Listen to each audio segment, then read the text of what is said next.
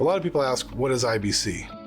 It stands for the infinite banking concept, and it's really just a process about how we think about money, understanding how money flows and being able to take control of that function in your life. My mentor Nelson Nash taught us that money, like water, has to flow to be valuable. When we use money, what are we doing to repay it and put it back into our system? Unlike if you go to Wells Fargo, they tell you that you have to pay an interest plus principal back, you go ahead and do it. Why don't we love our family and ourselves enough to do the same exact thing?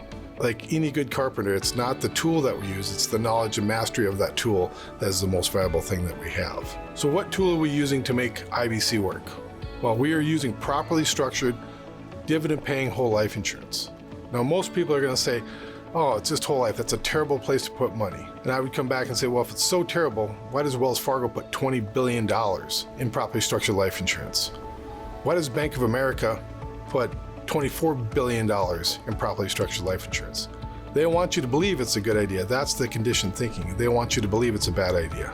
Some of the key benefits: the money grows uninterrupted compounding for the rest of your life. The money is taken off the tax radar. This is a private contract between you and the insurance company. When you have to pay it back, that's up to you. How much money you put into it, that's between you and the insurance company. That's why Nelson called this the infinite banking concept, because there's multiple ways that you can be using these dollars. I have a lot of clients that are invested in real estate. And the reason why they like the infinite banking concept is because they don't have to go through all the process and all the hoops that the banks can go through in order to get cash. You can get things done when you don't have to fill out paperwork.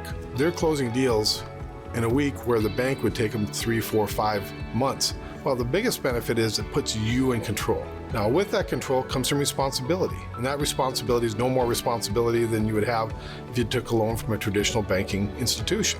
If you have to change the rates, if you have to change the payback, you control all those functions. But with that comes that responsibility that you need to pay it back with interest. What's the drawback? I'm here to tell you that there really isn't any, as long as you understand that it does take you discipline in order to make this thing happen. You have to be able to say, I'm going to put the money there. When I use it, I'm going to put it back with principal and interest. This is your family financing business, and you want it to be as profitable as any other business that you might be in. There's no magic bullet. There's no money for nothing.